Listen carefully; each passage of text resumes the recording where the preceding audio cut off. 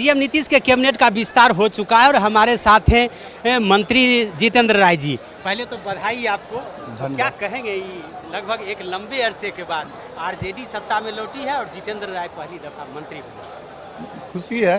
और जिस तरह माननीय मुख्यमंत्री जी और हमारे नेता माननीय आदरणीय उप मुख्यमंत्री तेजस्वी जी ने जो जिम्मेवारी दिया, उसको हम लोग प्रयास करेंगे बेहतर से बेहतर करें।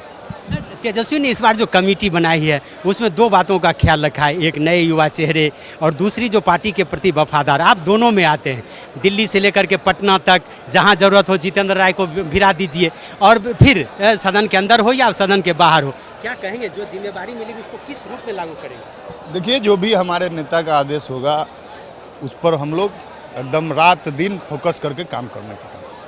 क्या उम्मीद है, कुछ मन में है कि ये विभाग मिले तो ज्यादा नहीं, नेता और माननीय मुख्यमंत्री जी का जो आदेश होगा वो होगा, लेकिन ऐसा कोई इच्छा नहीं है। लेकिन तेजस्वी लगातार युवाओं को गोलबंद करते रहे हैं, उनकी मंशा है। उन्होंने जो वादा किया था 10 लाख नौकरी का, नीतीश कुमार ने भी अब ऐलान कर दिया। एक मंत्री के रूप में आप क्या चाहेंगे कि युवाओं के लिए कुछ बेहतर हम कर सकें? हाँ, हमारा प्रयास होगा कि बेहतर हो और हमारे तो उप मुख्यमंत्री जी इसके लिए लगातार तत्पर हैं और उन्होंने कल बोला भी है और उम्मीद कीजिए कि कुछ अच्छा होगा। तो ये है जितेंद्र राय, काफ़ी खुश हैं, कैबिनेट में जगह मिली है इनको और इन्होंने क्या कहा है कि इनके नेता ने जो वादा किया है उस वादा को पूरा करने की ये भरपूर कोशिश करेंगे। क्या अभी जो नीतीश मंत्रिमंडल का विस्तार हुआ उसमें कई युवा चेहरे और खास करके सामाजिक समीकरण का पूरी तरह से ख्याल रखा गया। हमारे साथ हैं आरजेडी से शपथ लेने वाले मंत्री सुरेंद्र राम जी। पहले तो आपको बधाई, एक लंबे अरसे के बाद आरजेडी सत्ता में लौटी है और आपने शपथ लिया है, क्या कहेंगे आप?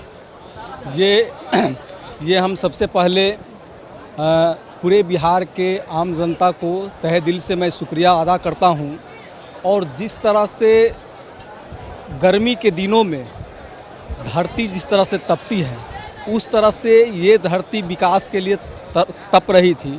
लेकिन आज हमें बड़ा खुशी हुआ कि हमारे परम आदरणीय जन जन के नेता, बेरोजगारों के हमदर्द, नौजवानों के हमदर्द तेजस्वी बाबू ने जिस तरह से हम पर विश्वास करके और एक मौका हमको दिए हैं, मैं आपके माध्यम से आशा और विश्वास उनको दिलाना चाहूँगा कि जिस तरह से हम पर विश्वास किए हैं, उनके विश्वास पर जनता और उनके प्रति मैं खरा उतरने का काम करूंगा। इस बार के कैबिनेट में तेजस्वी यादव ने दो बातों को ध्यान में रखा, एक तो युवा यानी कि नए चेहरे, दूसरा पार्टी के प्रति वफादार। क्या मानते हैं, तेजस्वी ने जो संकल्प लिया है युवाओं को गोलबंद करने का, उनको रोजगार देने का, वो पूरा कर पाएंगे आपके? एकदम बिल्कुल कर पाएंगे, चूँकि दीर्घ संकल्प जो है मन में जो है उनको बेरोजगारों के प्रति, नौजवानों के प्रति एक दिल में हमदर्द है कि जिस तरह से आज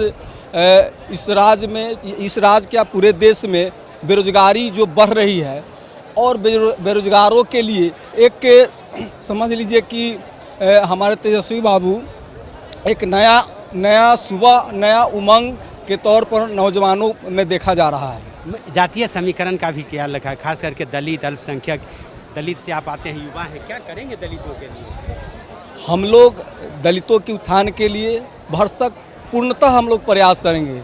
जिस तरह से हमारी संविधान को खतरा है, बीजेपी से, केंद्र सरकार से उनकी हक मारी किया जा रहा है, सारे सरकार की संपत्तियों को बेचा जा रहा है और सिर्फ एक ही मकसद है कि ये आरक्षण जो है सीधे नहीं ख़त्म करके घुमा करके ख़त्म करने का ये केंद्र सरकार की ये साजिश है।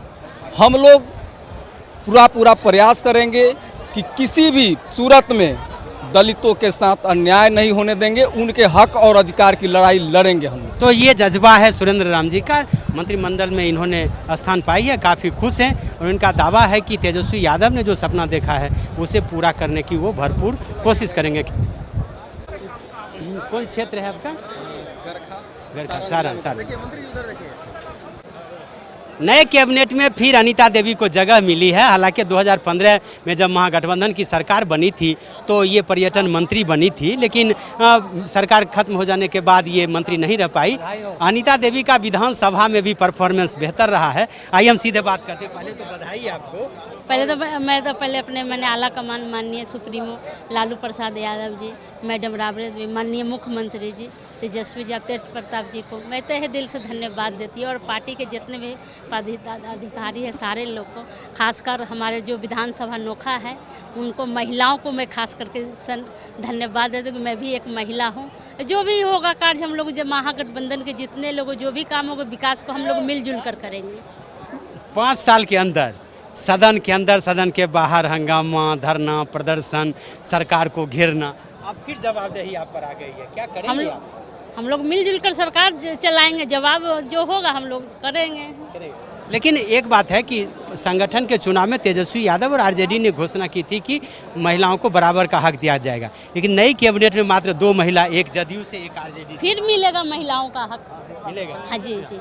ठीक, तो ये है अनीता देवी बोल रही हैं कि महागठबंधन की सरकार है और मिलजुल करके हम लोग काम करेंगे, और खास करके आधी आबादी के लिए भी प्रयास करेंगे। कैमरामैन सुनील के साथ अशोक मिश्र, कशिश न्यूज़, पटना।